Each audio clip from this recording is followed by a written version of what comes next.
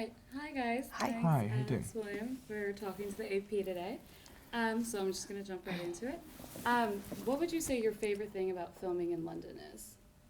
Well, my favourite thing about filming in London would be that I get to see my family. I was obviously born and raised in the countryside in England, so I can go home and see my parents at the weekend and see my brother. And I live with my sister while I'm here, so it's really nice for me just to come home and get a refresher.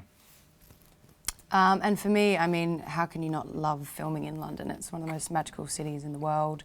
It kind of reminds me in small ways of where I'm from in Australia, Sydney. And all of my best friends now live here, so I get to come and see them and work with essentially my your family, best mates. my best mates, you know, so no complaints. And for both of you, there's a lot happening coming up in season 3. What would you both like to see happen to your character if you could pick the storyline? I mean, without sort of jumping the gun, because we actually obviously can't give too much away and we don't actually know a whole lot ourselves, but I would love to see more of the same. I wouldn't like to see any drastic changes to my character. I think one of the main things that and I think most people love about Eleanor is that she's wild and a little damaged and steps foot wrong all the time, and I think that that's wonderful, so I'd like to keep that, but at the same time to have her experience a little bit less pain and maybe let a few more people in. You know, I think in the first season we obviously saw Liam trying to do the right thing for his family. His brother had just died. It was a lot of responsibility for him. In the second season, we saw him trying to avenge his father's death, which was again a big weight. He's trying to, uncover this horrific, happening. But now all the chains have broken off, and he's free to do whatever he wants. So, I think in that there should be some. I think it's going to be a very interesting time. Like, I don't really know what will be of Liam, but I hope that he will just kind of be himself. Some time for himself. He's always thinking about everyone else. Yeah, he's always in his head. Maybe a love interest for Liam. Maybe a little love interest that for could Liam. Be nice. Yeah. And what is the most royal you've ever felt in your life? On this show, absolutely. I met the Queen once. That was pretty amazing. Yes. That was pretty royal. And I met Prince Charles. So that was pretty amazing. But on the show, as Alex said, we are made to it's feel pretty like incredible. royalty. We are treated like royalty. We are. And we're very, very lucky to have this job. Very well looked after. Not to confuse you with William or anything. Not to confuse me with It's a real William. name. Exactly. Exactly, it is confusing. It is very confusing. And are there any other television shows that you guys watch that you love? You watch everything. I do. There's literally not a show that she doesn't watch. She watches every single I do. show. And actually, at the moment, I'm late to the party, but I am so obsessed with Luther, and it films here. So I'm going home after pre-production this week and just like knuckling into as many episodes as I can before I have to go to sleep. And it is so brilliant. I can't even tell you. The bit with the fridge. The fridge? Hang on, man. I'm only in season 2 here. But it is, I mean, absolutely Epic. phenomenal show. But he's right, I do watch everything that's good. It's good. I watched Penny Dreadful and Game of Thrones, but I love Penny Dreadful. I just think writing's great, and I love just the whole gothic world. You know, like it's Frankenstein, and there's Dr. Jekyll and Mr. Hyde, and there's Dracula, and yeah, I just love the show, and the writing's great. And have you guys done anything to celebrate the Queen's 90th birthday this year? We're here. We're here. We're here. I mean, we're and here to obviously do another this is celebrating the Queen's celebration birthday, so for we're here. her. This is for This her. was her party. This is her party. We were having an honorary party here. Yes. Whether or not she approves of it or not. All right. Well, I wanted to get you guys out of here. Thank you so Okay, much. thank you so much. Yeah. Thank you so much. On to season 3. In real life, what's the most royal you've ever felt? The most royal I've ever felt. I'm not sure I've ever felt royal. I'm not sure I'd really want to either. You mean like important or like royal? Or just like any experience where you had and you felt like, oh, this is like maybe like celebrity status or... Oh no, I mean even when stuff like that does happen, it doesn't make me feel royal. It usually just makes me feel embarrassed and want to go away somewhere else. So you would say that you, after working on the show, you'd be fine not being a member of the actual royal family. No, I'd hate to be a member of the royal family. I don't even think the royal family like being the royal family. So, what can you do? And what other television shows do you actually love to watch, or any characters that you love? I absolutely just binged the first 2 series of The Affair. I love it. I thought the writing is so smart. I thought the acting's incredible. I also love that it's 2 Brits leading an American show. I think it's really great for us as British actors to kind of be getting that kind of exposure. And I think that Dominic West and Ruth Wilson do amazing jobs. Their chemistry is insane, and I think the whole show's incredible. I love it. But I will probably get drunk on Saturday night and also spend all Sunday watching Orange is the New Black when it comes out. Just cause. Both my favorite shows. Yeah? So yeah, we're on the Winning, same page. yeah. We're winning. Yeah. So it's the Queen's 90th birthday, and there's a lot happening in London for that. So I've heard, yeah. Yeah. Have you done anything to celebrate? No, the I Queen? went on holiday to France. And I sat on the beach. I didn't send her a card. Aw. I know, rude, Sure, right? she misses you. Yeah, she will. She will. She'll be devastated. Well, that's all I have for you. Cool, awesome. Thank you. Thank- One clap. Tell me what we said. You want to test anything? No, we're good. We're good. Okay. Yep. Yeah. If I can take that clap now, please. Great job. Thank you. Okay. Just want to have a plate.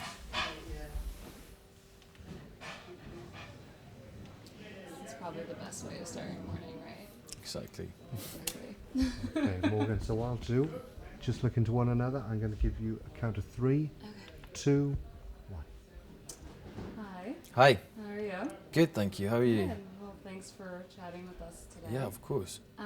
So I'm just gonna get right into it and ask you some questions about the show. Mm-hmm. So what would you say your favorite thing is about shooting in London? That I live here and I don't have to go anywhere. I think that's my favourite thing about shooting here. I also love that, you know, I've been living in London 10 years, and the locations that we shoot on here are some places that you can't just go into. So, you know, you kind of get to see kind of like inside all these places that you'd otherwise never be able to go into, and like buildings that you walk past every day and you've always wondered what it's like inside. That's pretty cool for me. And what are some of your favorite things about playing your character on the show? I think some of my favourite things about playing Jasper are his unpredictability. I never know which way the story's going to go. The amount of times I have to speak to the writers and ask them if I'm telling the truth or whether I'm lying is a lot. So for me, that's my favourite thing about him, that whenever you think you've got it figured out, you realise very quickly that you've actually got no idea at all.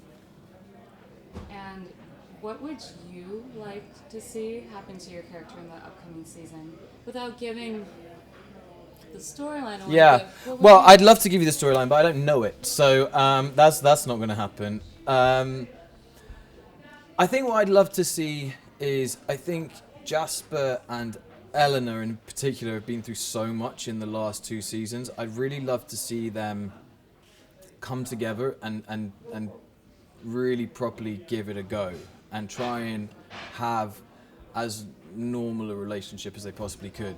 Whether or not that would work out, I don't know, and I'm not entirely sure there would be the most interesting way for it to go. But I'd like to see, because I love working with Alex, and I want to be on set with her as much as possible. Well, speaking of Alex, when you guys do have some downtime for the Mhm. show, do you hang out with a lot of your cast members offset? Yeah, I mean, it's all to do with kind of scheduling. In the first season, we pretty much all shot together all the time. In the second season, our characters all kind of went off on their individual journeys, so we weren't shooting a lot at the same time, so we kind of had completely different schedules. But we definitely do, and we hang out a lot. I just got back from vacation with Alex, and you know I see Will all the time when he's in LA or here. You know, it's yeah, we are genuinely friends, not pretend friends. Where'd you guys go on vacation? Costa Rica, It's nice. yeah, Very lovely. yeah. So, in real life, do you think that you would make a good bodyguard? Would I make a good bodyguard? It depends who I was. It depends who I was bodyguarding. I think if it was someone that I cared about, I think I'd make a good bodyguard. If it was someone that I didn't care about, I'm not sure I'd be taking bullets for someone that I don't particularly like. So I guess no would be the answer to that. In the last season, there was a lot of chemistry. You had to work very closely with William, Mhm. which you didn't so much in the first season. Mhm. So, can you tell us a little bit about like how that relationship developed in the second season? Yeah, I mean, I think the thing is, me and Will, I'm not sure we'd even shot a single scene together, just one-on-one in the first season. And then we had maybe about 3 or 4 in the first episode. So we kind of like, I mean, obviously we were just kind of like, we were just mates on set, really. You know, we'd never really worked together. But yeah, it was great. I mean, we were already friends. We were already kind of ready to go with that relationship. We just had to kind of bring it to our characters and go from there. And me and Will are like very different people, and our characters are very different people. And I think that it's a kind of, I like the dynamic of working with Will, and he loves working with me. So that's good for him.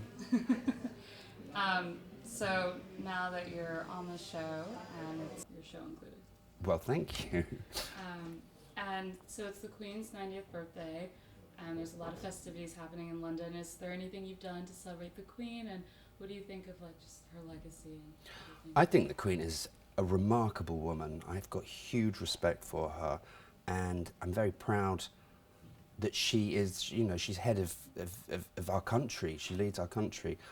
I think she's done a marvellous job. And I mean, it must be really difficult to be queen, to be you know, the sovereign. And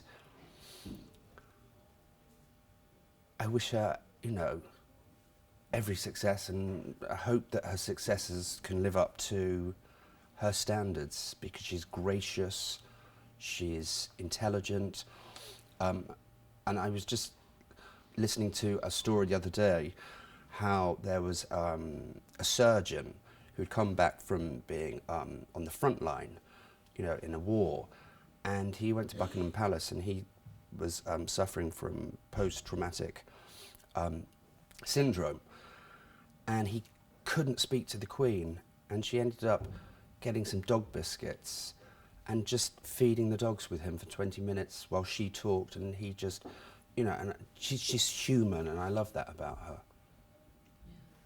Yeah, it's a great story. Mm. All right, well, that's it. Thank you so much. Pleasure. I really appreciate it. Thank you. Captain, let's roll up. Jake, just to stick the camera, give me a nice lovely clap once right in front of you. Perfect. Okay, ready? Everyone's set? You're good to go. Hi, Jake. Hello. Thank you for being with us today. Absolute pleasure. And so we're just going to jump right into it. So what would you say your favorite thing about shooting in London is? Being close to home. I literally live about 2 miles up the road, which is a treat, really, because usually, you know, you're halfway around either the world or, you know, so it's actually a luxury. I get to sleep in my own bed, you know, all these great things. I quite like staying in hotels, but for short periods of time. And this is for 4 months, so it's quite, you know, it's a long period. So there's a lot happening in the upcoming season. Mm-hmm. We left off with a lot of drama. If you could pick your storyline, what would you like to see happen for your character in this next season? Well, the Queen and I sort of left on bad terms, having had her lover disposed of. But what I'd love to happen is that she and I made a pact, and we had a royal wedding, so it looks like we are a power couple. And so it's all for show, but we get a very, a royal wedding in the show. That would be great. That would be a lot of fun. That would be a lot of It'd fun. be good, wasn't it? So Mark, royal wedding, please. So after portraying the king on the show, do you think you'd ever want to be king in real life? Not really, no. I can imagine it'd be so hard to be scrutinised all the time. You'd have to be really good, which is a bit dull. Unless you're Cyrus, of course. He's a naughty king. So that might be quite fun, being a naughty king. But no, not in real life. I think I prefer keeping it to playing a king. And you and Helena, both your characters are, they're different, but they're also kind of the same. You're both very ruthless. So Yes. would you say, in comparison to your real self, are you just as ambitious as Cyrus? I'm ambitious, but I'm definitely not ruthlessly ambitious. I know people that are, and I get it, but I just haven't got it in my blood or in my bones. Hence, with Cyrus, it's great because I get to really play it out, that ruthlessness. But no, I'm not like that in real life. What is the most royal you have ever felt?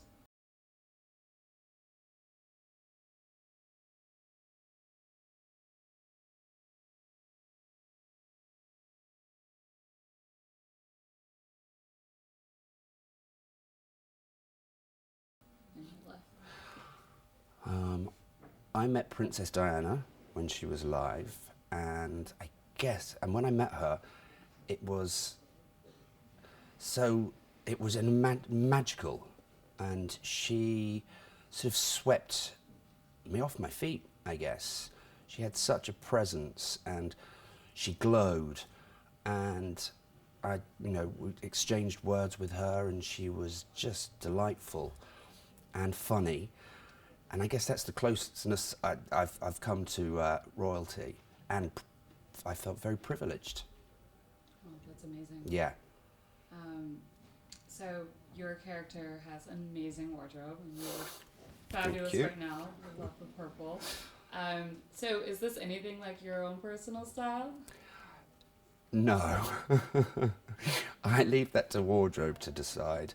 But strangely, this morning I was half in costume, so I had the trousers on, the socks and the shoes. And about 3 people commented saying, "Oh, I love your outfit," being serious about it. Thinking it was my actual, my clothes. But no, I dressed down a bit more than this. Not quite so flamboyant. And besides the Royals, what are some other TV shows that you like to watch, or other TV characters that you like? I'm a bit obsessed with TV shows. I'm a bit obsessed with the television. I love it. And box sets, I think they're just the best thing invented. I love The Walking Dead. There was a show that I just watched recently, Togetherness, but I don't think it's got a 3rd season, which is great. I tell you, we've only just getting it, it's the end of it, but Parks and Recreation, which is brilliant. I love that. I could go on. Sopranos, I love. Game of Thrones, which I'm a bit obsessed with. I'm a bit of a geek. TV is very good right now. Yeah. 3 to the previous seasons, because she's reached a different stage in her life. You know, her husband's been stabbed to death. She's lost, in theory, her firstborn son, and has been in mourning for 2 seasons. And now she's sort of on fire and getting on with her life. So we've come up with a new palette. So I wear a lot of white, a lot of silver, a lot of very pale shimmery colours in this, and then some hot black, and then just a little bit of blush pink. And this season, no red, no green, no yellow, no purple. It's all gone. So we'll see what it looks like. This is one of them. I'm actually wearing this for my first scene I shoot next week. It's very beautiful. Thank you.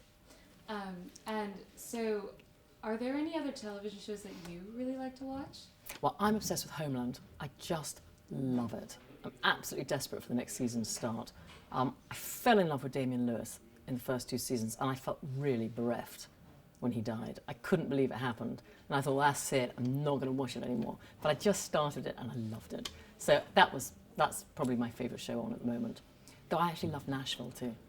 I love Nashville. I think it's fabulous. And Kimmy Schmidt. I like Kimmy Schmidt.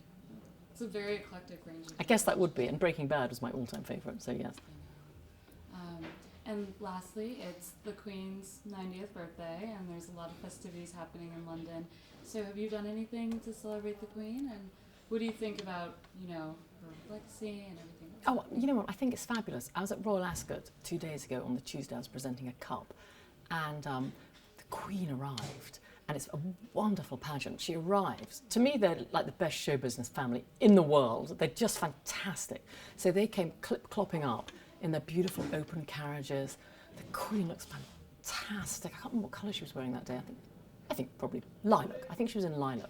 The hat, the shoes, the bag, just fabulous. And she got out of her Cinderella carriage and she was shaking hands with the jockeys. I was very close to her. She looked fabulous. I couldn't admire her more. She's actually phenomenal for 90. Unbelievable. Yeah, no, I'm a huge fan. It's amazing to us as well. And she loves racing, of course. So I think when she's at the race course, she looks vibrant and really happy. It's a wonderful thing to see. Well, thank you so much for Thank taking the time. Thank you. Yay. Okay, cut in there. Pull up. Do you want to give me a lovely clap? Just perfect. Lovely. Okay, guys, nice and quiet. Everyone's set and still. Okay, I'll give you kind of 3, 2, 1. Hi, Elizabeth. Thank you for speaking to us today. Just a second. How do you feel about that That's chainsaw? That's quite, Yeah. quite profound, yeah. I was like, again. Do you want me to go out there? let's Yeah, pull shout that, at them. Did that just like begin?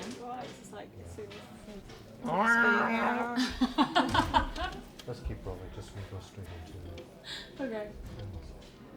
Yeah, that just started. Do another clap.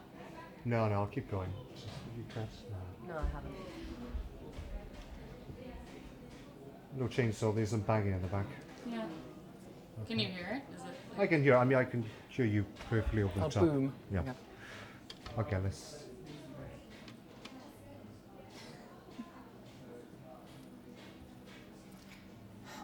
It's just like this in Buckingham Palace. Just Exactly so the same. patient. okay? Okay, fantastic. We're set. Let's go. All right. So yeah, thanks for talking to the AP today. And so, what would you say that your favorite thing is about filming in London? And obviously, you filmed in New York before. So, what would you say the difference in comparison is? Well, it is a different experience shooting in America to shooting in England. And I've actually, bizarrely, shot a great deal more in America. So in fact, coming to London to do The Royals was the first time I'd really shot with a British crew for 20 years, as it happens. And it's fantastic. I mean, crews really quite similar all around the world. They're very dedicated people. They love their job. They're very professional. They're very gifted. So that remains the same. But it is a little different being back at home. And we're incredibly lucky that the soundstage we're shooting on, you know, it's just the most beautiful sets I think any of us have ever seen. And it's funny because all crews prefer to shoot on a soundstage and all actors prefer to shoot on a location because it feels much more real, where they're not flying walls out and there's no ceiling. But actually on this set, it almost feels like a location because it's so big, they never need to fly the walls out. The ceiling's so high, we're not aware that it's not there. And it feels like being on location, so it really is the best of both worlds for everyone. So it's been a very positive experience coming back to England to shoot. And so, what would you say some of your favorite things about playing Queen Helena are? Well, I think we're very lucky with our incredibly gifted showrunner, Mark Schwann, because we're coming back in now on season 3, he's really got to know us very well. He knows our first take on how we're going to play our characters, and he knows that we're now looking for depth and for things that we haven't discovered before. And he's really clever at putting them in. So, you know, it's very new for us. You know, we don't get our scripts in advance. So we're about to shoot 10 hours for season 3. We've read 2 hours. We've no idea what's happening in the remaining 8 hours. Anything could happen. Any of us could die. He says, you're all expendable. Remember that. We're like, we know. So anything could happen, and that keeps us on our toes, and it keeps us excited for the next script to come, to see what adventures he's come up with for us. And so, what would you say what would you like to see happen to your character in the upcoming season? Well, I would say to Mark, I want to be badder. I'm not too interested in having redemption and becoming a good person. I say I like the Queen being bad. So he knows I like her being bad, but obviously we serve the script. And in fact, in the second season, my character, Queen Helena, we definitely saw a different side of her. We understood a little bit of how she'd become so manipulative, seemingly cold and hard and cunning. And we've got a little background. So now we can bring that dimension into her. So now when I do bad things, you get a little bit of why. My mother's played by Joan Collins. We've seen that relationship, and we can see that it's toxic. So by having that introduced, we understand a little bit more, perhaps, why my relationship with my daughter hasn't been so good. But I like a quiet set. But we also, I think, the relationship I have with Princess Eleanor, played by Alex, really developed a lot in season 2. And I'm really glad that my very first scene in season 3 is with Alex and William, the two children, the prince and the princess, because we really like doing our scenes together. That's exciting. Yeah. They were going to cut there just because of the noise outside. Something's been done about it. Should we go? Can you give us a clap again, please? Okay, we're set. So Helena is a pretty ruthless character, and how ambitious would you say you are in comparison to Helena's character? Queen Helen is a very ambitious, somewhat manipulative person, but I always feel that there's a very fine line between villains and heroes, and I think she treads that line very well. She does bad things, but I genuinely believe that she believes she's doing it for the greater good. So through all her scheming and cunning plans, she wants her family to be fantastic. She wants her daughter to be a wonderful woman who the country respects. She wants her son to be a great future king. She wants all this to be wonderful. She wants her family to look brilliant and just to really impress the world. So that's where she comes from. Now, obviously, the means she uses to achieve that can be pretty shocking in some opinions, in fact, in everyone's opinion. She does incredibly bad things, but I know that she has the greater good behind her. So I think she is redeemed by that. But I have to say, I think that coming up in season 3, she's pretty shocking at times. Even in the 2 episodes I've read, she's pretty bad. So in real life, you're obviously a mother as well. Well, in real life, I understand, a lot of teenagers, and I think that's why people particularly like my relationship with my kids in this, because they know that there can be a lot of friction between young people and their mums and dads. And so it makes it very real, our show, when we deal with those issues. And I get it.